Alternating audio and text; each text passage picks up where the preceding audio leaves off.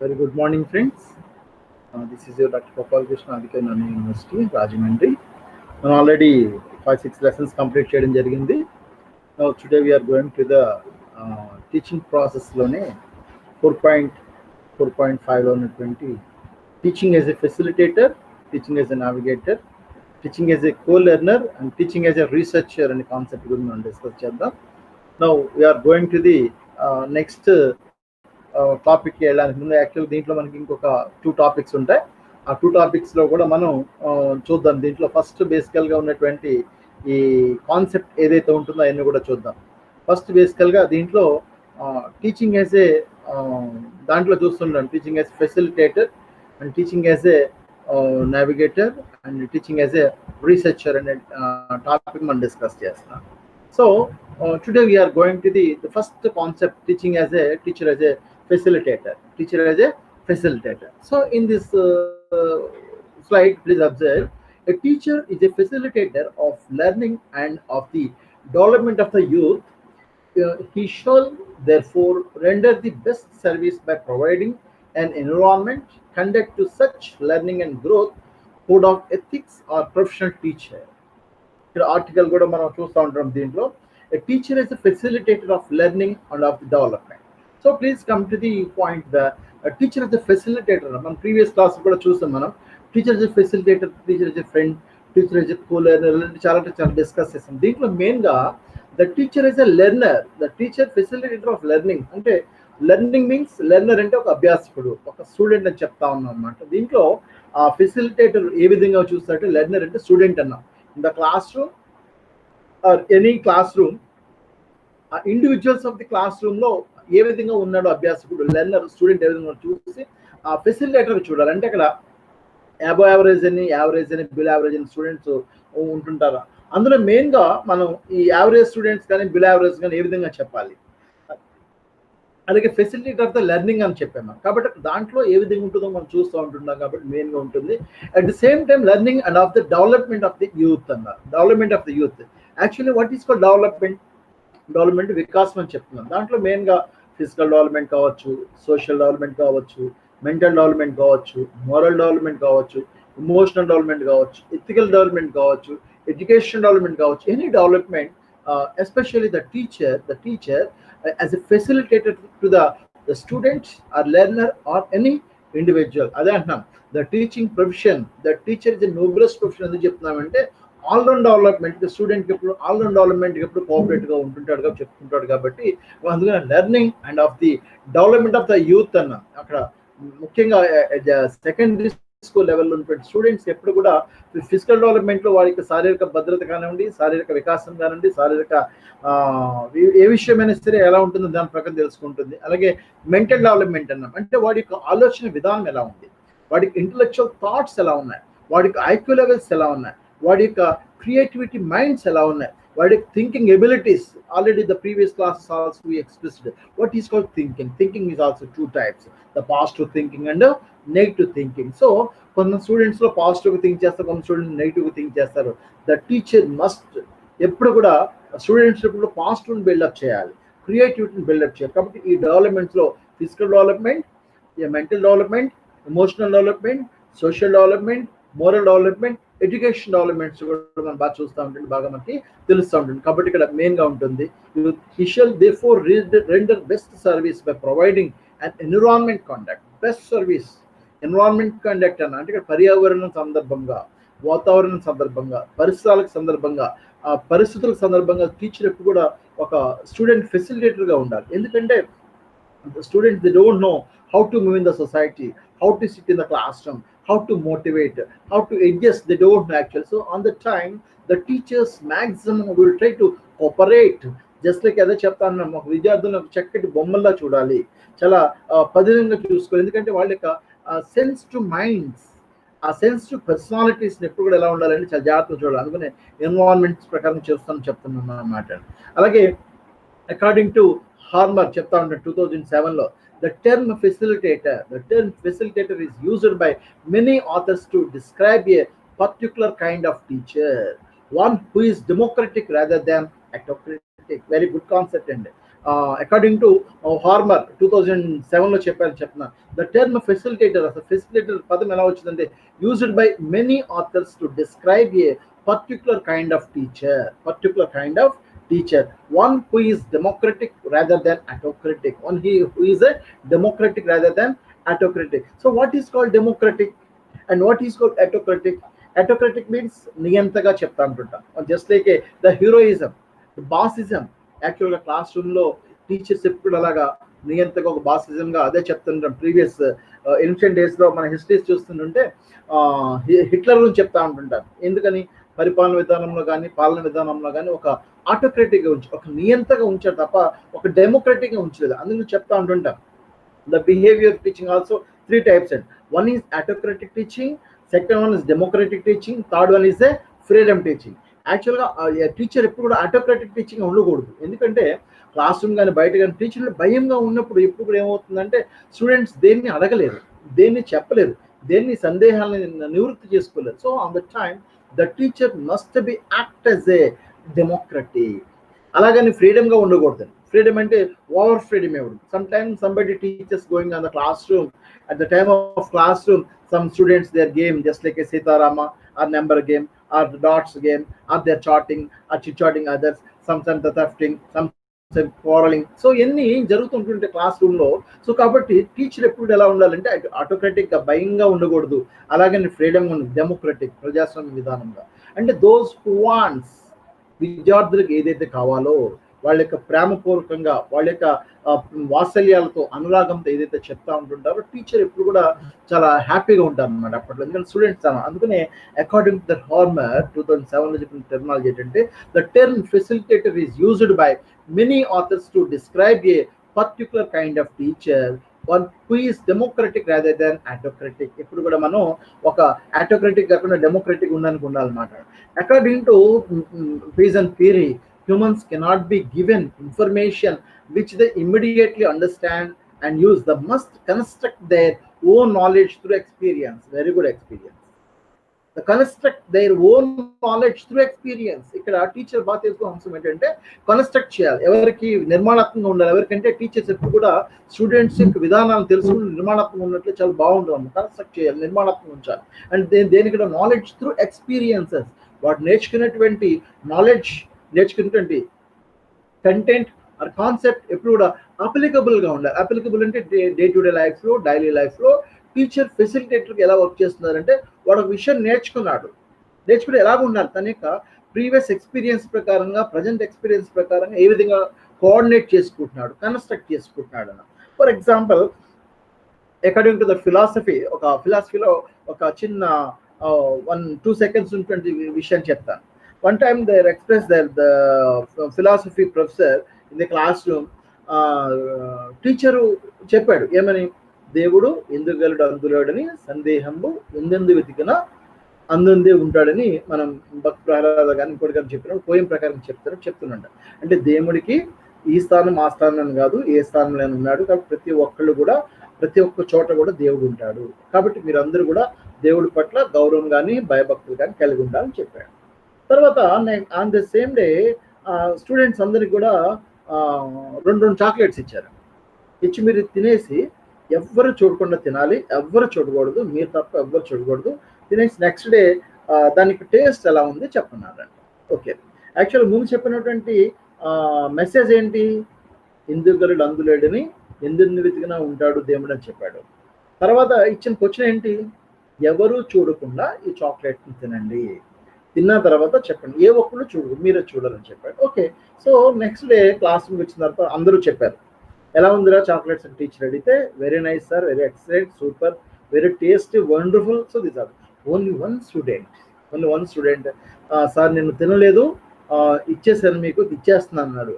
Why, what's the reason అని అడిగారు teacher. So మీరు దేవుడు ఎక్కడికి పడితే అక్కడే ఉన్నాడు, ఎందుగలుడు అందులోడని సందేహం ముందు ఎందు వెతికనా ఉంటాడని చెప్పారు కదా. కాబట్టి నేను ఏ కార్నర్కి వెళ్ళి తిని చాక్లెట్ ఓపెన్ చేద్దామన్నా అక్కడ దేవుడు ఉన్నాడని అనుకున్నాను. కానీ మీరు ఎవరు చూడొద్దన్నారు, మరి అక్కడ దేవుడు చూస్తున్నాడు కాబట్టి మరి నేను ఎలా తిరగాలని చెప్పాడు. సో కాబట్టి ఇక్కడ మెయిన్గా మనం తెలుసుకున్న అంశం ఏంటంటే టీచర్ చెప్పినటువంటి కాన్సెప్ట్ని లైఫ్లో ఎంతవరకు అప్లికబుల్ చేస్తున్నాడు. ఆ యొక్క ఓన్ ఎక్స్పీరియన్స్ ఏ విధంగా ఉన్నాడు అదే చెప్తున్నాం. Education means the knowledge means the old experience the present experience రెండింటిని కోఆర్డినేట్ చేసి అప్లికబుల్ దేర్ లైఫ్ ఎవరైతే చేస్తున్నారో that is well good facilitator. అందుకని టీచర్ చెప్తా ఉంటున్నారు అనమాట.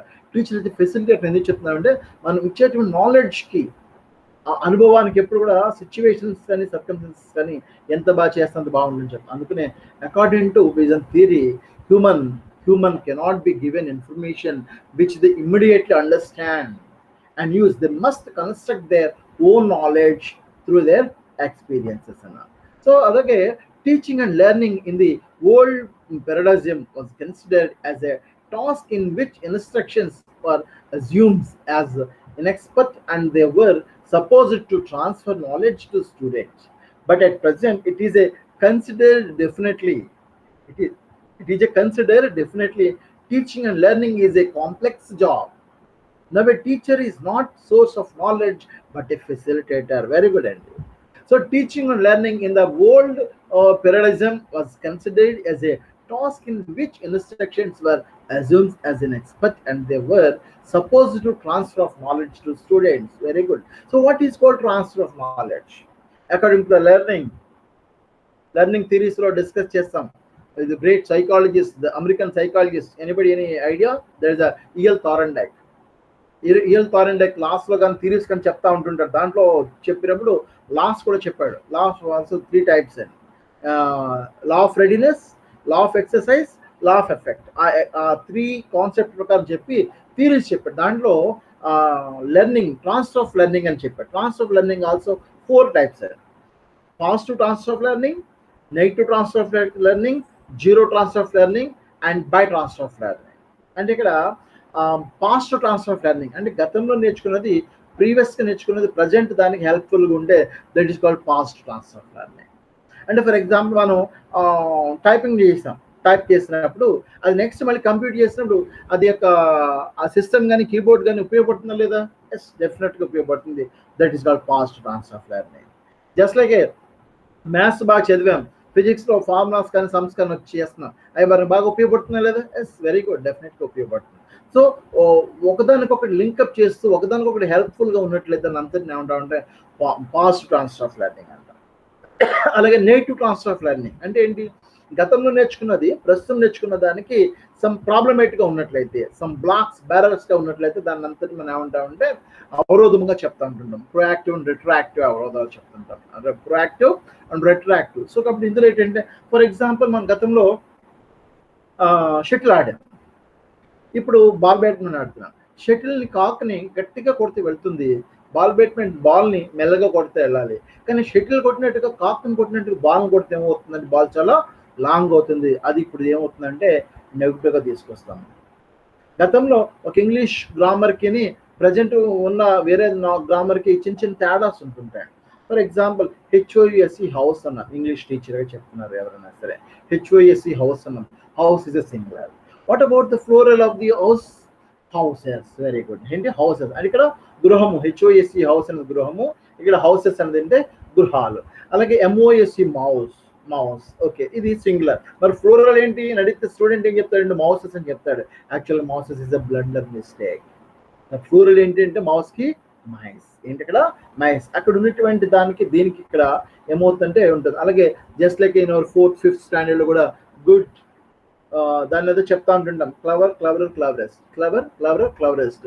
అలాగే small smaller smallest. What about the good అన్నప్పుడు ఆ V1 V2 V3 చెప్పమన్నాడు ఏమవుతుందంటే గుడ్ గుడర్ గుడెస్ట్ అని అనుకోండి, totally wrong. So good better best. అక్కడ నేర్చుకున్నది ఇక్కడ నేర్చుకున్న దానికి ఏమవుతుందంటే సమ్ బ్లాక్స్ కింద ఉంటుంది, అవరోధాలు ఉంటాయి. కాబట్టి అలాంటివి లేకుండా ఉండాలంటే దాని అంతటి మనం ఏం చేస్తామంటే దాని ప్రకారంగా మనం చూస్తూ ఉంటుంటాం. సో కాబట్టి ఇక్కడ definitely teaching and learning is a complex job. Now a teacher is not source of knowledge but A facilitator. చక్కటి నాలెడ్జ్ ప్రకారం చూస్తాం చెప్తుంటాం అనమాట. అలాగే teacher conduct classes based on experiment and practice using a simulation, role play, dramatization, strip story, group work, pair work, illustration and project work instead of simply giving the speeches. Therefore, teachers are more popular, known as a facilitator, manager, and inspires rather than a mere classroom as a teacher. Okay, once again, I will repeat the same slide. Teacher conduct classes based on experiment and practice using simulation. Role play ఒక చక్కటి role play ప్రకారంగా చెప్తా ఉండాలి, దాని ప్రకారంగా ఎలాగ ఉండాలి ఏంటి అని. అలాగే డ్రమటైజేషన్, నాటకీకరణగా ప్రచారం. అలాగే స్క్రిప్ట్ స్టోరీ, ఒక కథల ప్రకారంగా నేరేటివ్ సిస్టమ్ ప్రకారంగా ఓల్డ్ ఎక్స్పీరియన్సెస్, గుడ్ మెసేజ్. అలాగే గ్రూప్ వర్క్ అండ్ టీచర్ ఎప్పుడు కూడా ఒక వర్క్ని ఇండివిజువల్ కాకుండా సమ్ టైమ్స్ గ్రూప్ వర్క్ ఇస్తున్నప్పుడు ఎలా ఉంటుంది. అలాగే పేర్ వర్క్, దాన్ని ఏ విధంగా వర్క్ చేస్తారు. అలాగే ఎలిసియేషన్ ఉత్సాహంగా ఉత్తేజంగా ఎలా చేస్తున్నారు ఎలాగా. అండ్ ప్రాజెక్ట్ వర్క్స్, అవి కూడా ఎలా చేస్తున్నారు ఏమి ఉంటుండే. Instead of simply giving speeches, therefore teachers are more popular and known as a facilitator. కాబట్టి ఇక్కడ ఉపాధ్యాయుడు అనేక కార్యక్రమాలు చేస్తుంటాడు, కాబట్టి అనేక విధాలుగా సహాయపడుతుంటాడు, కాబట్టి అనేక రకాలుగా మనకి చేదోడుగా ఉంటుంటాడు. కాబట్టి అకార్డింగ్ టు నాలెడ్జ్, డెఫినెట్గా teacher as a facilitator, manager and inspire. Sometimes they will inspire their teachers, lectures, activities, involvements అని కూడా మనం చూస్తూ ఉంటుంటాం. As it is believed that knowledge is constructed by learners from experience, the instructor needs to be a guide on the side rather than a sage on the stage. If teaching is a professional job, the teaching is a professional job. Facilitating is the role of the teacher. కాబట్టి ఇక్కడ ఈ యొక్క job అనేది teacher post చాలా నోబెలెస్ట్ profession అని, చక్కటి ప్రొఫెషనల్గా ఉంది చెప్పని. Any profession comes from their came from their teachers hand అని చెప్తుంటాం. కాబట్టి facilitating is the role of the teacher అనమాట. కాబట్టి ఇక్కడ మన చక్కటి ఫెసిలిటేట్ చేస్తూ ఉంటుంటాను, దీంట్లో మనం చెప్తా ఉంటుంటాం అనమాట. అది అలాగే టీచర్ యాజ్ ఎ నెగోషియేటర్ అంటాడు. One of the most important skills teacher need to classroom management is a negotiation. Teachers and students have very different relationship than the generations past. As a students and parents is more aware of their right and less likely to consider the teacher to be a always right. ఇక్కడ teacher అది negotiate అంటే ఒక చక్కటి దిక్సూచిగా, ఒక చక్కటి లీడర్గా, రథసార్థగా చూపిస్తూ ఉంటుంటారు. కాబట్టి దీంట్లో ఎక్కువ చూపిస్తుంటాం. కాబట్టి డిఫరెంట్ రిలేషన్షిప్స్ ఏర్పడుతుంటుంటాం. క్లాస్లో కానివ్వండి, అవుట్ ఆఫ్ ద క్లాస్ కానివ్వండి, క్లాస్ రూమ్లో కానీ, లేదా ప్లే గ్రౌండ్లో కానీ, లేదా సమ్ యాక్టివిటీస్ కానీ, కోకరికులర్ యాక్టివిటీస్లో కానీ టీచర్ ఒక దిక్సూచిగా వర్క్ చేస్తూ ఉంటుంటారు అనమాట. అలాగే learning the art of negotiation can make your class room a place of constant learning as a struggles between student and teacher became a teachable moment. Every classroom has challenging days, and learning to negotiate with students through all their emotional ups and downs help the teachers stay balanced, focused on the control as in the classroom. యాక్చువల్గా students ఎక్కువగా ఇంబ్యాలెన్స్గా ఉంటుంటారు, అదే emotionals చెప్తుంటారు. కోపాలు, ఉద్వేగాలు, ఆలోచనలు ఎన్ని ఎక్కువగా ఉన్నప్పుడు వాళ్ళకి బ్యాలెన్స్గా ఉండాలన్నమాట. సమ్ టైమ్స్ ఇక్కడ ఇంబ్యాలెన్స్గా ఉంటుంటారు స్టూడెంట్స్ ఎమోషనల్గా. ఎమోషన్ ఆల్సో 2 types డిస్కస్ చేస్తాం. ఒకటి positive emotion, 2 negative emotion. Positive ఎమోషన్లో happiness, joy, enjoy, elation, kind, mercy, grace, sympathy, empathy, love, kind, services. These are the positive emotions, no problem, positive emotion. At the same time, the negative emotions, just like angry, the phobia, jealousy, over anxiety, these are the problematic situations. So కాబట్టి ఇక్కడ angry కానీ phobias కానీ ఉండకూడదు. At the same time, jealousy also. Sometimes the students also they feel jealousy according to their friends and relations లో కూడా jealous ఉంటారు. ఒకవేళ first class మార్కులు వాడు ఫ్రెండ్కి వస్తే ఫీల్ అవుతుంటాడు sometimes uneasiness in the classroom or out of the classroom. That is called jealousy. అందుకని దాన్ని డిస్టర్బ్ చేసి ఎలా చేయాలనే దానికన్నా మనం ఏ విధంగా రీచ్ అవ్వాలి, ఆ మార్క్స్కి హైయెస్ట్ స్కోర్ అనేది కూడా మనం చూడాలని చెప్తుంటాం. అలాగే teaching required good communication skills including when negotiating with parents when they feel their child has been treated unjustly. Make yourself available to communicate with parents at any time during the school. Teaching required good communication skills. చాలా చక్కటి communication skills teachers ఉండాలి. అందుకనే చక్కటి facilitator అన్నారు మనం. Good communication skills అంటే వాటికి ఏ విధంగా అర్థమవుతుంది, వాడికి ఏ లాంగ్వేజ్ చెప్తే అర్థమవుతుంది, మనకు వచ్చిన లాంగ్వేజ్ అని కాకుండా వాడికి అర్థమయ్యేటువంటి లాంగ్వేజ్ ఏంటి, దాని ప్రకారం మనం చూస్తూ ఉండాలి తప్ప మనకి వచ్చినట్టు కాకుండా చూడాలన్నమాట. సో కాబట్టి అక్కడ including when negotiating with parents when they feel their child has been treated unjustly. Make yourself available to communicate with parents to any time during the school. Especially the teacher definitely is a good bridge in between the parents and their teachers, the school and society, the teacher and students. Good bridge మధ్యలో ఒక చక్కటి వారధిగా ఉండి parents కానీ students కానీ communications gap లేకుండా చూడాలి. At the same time పేరెంట్స్కి స్కూల్కి, అలాగే కంటెంట్కి స్టూడెంట్కి, అలాగే ఎగ్జామినేషన్స్కి రిజల్ట్స్కి సక్సెస్కి ఫెయిల్యూర్స్ కూడా రిలేషన్స్ చేస్తుంటే చాలా చాలా చాలా చక్కగా ఉంటుంది అనమాట. కాబట్టి the teacher as a reflective practitioner అన్న, the teacher is reflective practitioner అంటే ఎప్పటికప్పుడే మనం చేస్తుంటాం అనమాట. Dispense between the that but what teachers say that believe and the way in which the act. What could resolve the dispenses is an attempt to help teachers become reflective practitioner. There is usually a discrepancy between what teachers say that believe and what way in which they act. What could resolve this discrepancy is an attempt to help teachers become a reflective practitioners అని చెప్తా ఉంటుంటాం. కాబట్టి ఇక్కడ critical reflections can be fostered by means of asking number of questions ఏ విధంగా ఉంది, ఎలా ఉంది అనేది కూడా మనం దాంట్లో చూస్తూ ఉంటుంటాం అనమాట. కాబట్టి ఇక్కడ మెయిన్గా asking A number of questions అన్నాను. ఎక్కువ క్వశ్చన్స్ క్లాస్ రూమ్ క్వశ్చన్స్ వేయడం కానీ అది కానీ చేస్తుంటుంటాం. అలాగే what do my practice say about my assumptions, values and believes about teaching. Assumptions మనలో వచ్చేటువంటి ఊహలు కానీ ఇమేజినేషన్స్ కానీ ఇలస్ట్రేషన్స్ కానీ ఏ విధంగా ఉంది, ఎలా ఉన్నది చూస్తూ దాంట్లో స్టూడెంట్స్కి ఎక్కువగా ఐడియాస్ చేస్తూ ఉంటుంది. అలాగే values and beliefs. Values means విలువలు. What is called value? Value means importance, time importance, money importance, person importance, education importance, subject importance. Very very good value. For example, in our science student, value. What is called value? ఒక ఐటమ్ని మనం ఒక సోడ్ నైఫ్ని మనం ఏ విధంగా ఉపయోగించాలి? Positive ఉంటుంది, negative ఉంటుంది, కానీ పాజిటివ్గా దాన్ని ఉపయోగిస్తే అంతటి మనం ఏమంటామంటే గుడ్ వాల్యూస్ చెప్తుంటాం. అలాగే బిలీవ్స్ అబౌట్ ద టీచింగ్. మన యొక్క బోధన విధానంలో, బోధన రంగంలో విద్యార్థులు ఎప్పుడు కూడా మన పట్ల చక్కటి బిలీవ్నెస్, నమ్మకం కలిగి ఉండాలి, కాన్ఫిడెన్స్ కలిగి ఉంటే చాలా బాగుంటుంది. Where did these ideas come from? Where did these ideas come from? వాళ్ళకి వచ్చేటువంటి ఏదైతే ఐడియాస్ ఏదైతే ఉంటాయో దాని ప్రకారం అన్ని కూడా దాంట్లో మనం చూస్తూ ఉంటుంటాం అనమాట. What views of power do they embody? What views of power do they embody అంటుంటాం. కాబట్టి ఇక్కడ whose interest do my practice seem to serve?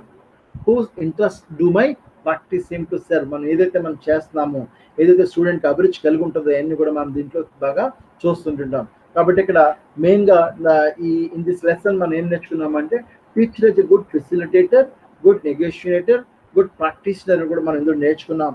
కాబట్టి డియర్ స్టూడెంట్స్, ఈ రోజు యొక్క క్లాస్లో మనం డిస్కస్ చేసినటువంటి కాన్సెప్ట్స్ ఏమనేది once again I will leave it only 1 or 2 minutes.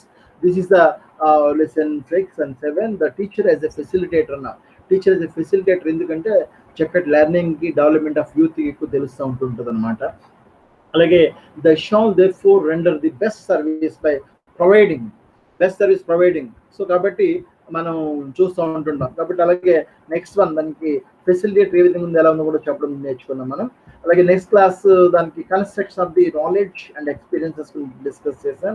And again the teacher is a teacher complex job, ఫెసిలిటేటర్గా మనం డిస్కస్ చేసాం. Teacher is a group work అని, రోల్ ప్లే అని, ప్రాక్టీషనర్ అని, పేర్ వర్క్ అని, ప్రాజెక్ట్ వర్క్ హెడ్గా కూడా చూస్తున్నాం, డిస్కస్ చేసాం. The same concept teacher as a negotiator అని కూడా మనం చెప్పడం జరిగింది. అలాగే దానికి జస్టిస్గా ఏ విధంగా ఉండాలి, ఎలా ఉండాలని కూడా చూడడం జరిగింది అనమాట. కాబట్టి ఇక్కడ మెయిన్గా ఇందులో వచ్చేటువంటి అన్ని విషయం మనం డిస్కస్ చేస్తాం.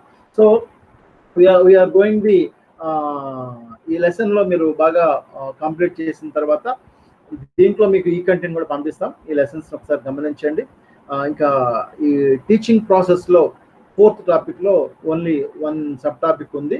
అది next teacher as a researcher and teaching community గురించి మనం డిస్కస్ చేద్దాం. Okay, thank you friends, thank you very much. కదా